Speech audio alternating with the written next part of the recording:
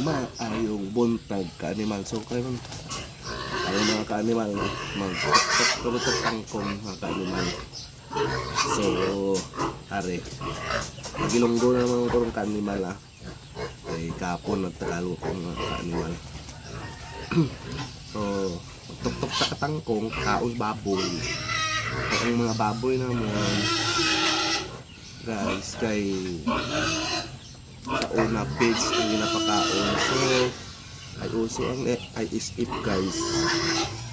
Akong karon ginahimo haluan ko ang pinsang tangkong para maging healthy kay sa una nga panahon tangkong naman ginakaon sa baboy guys. Ara ang baboy sa pili kagahon kay makaon na.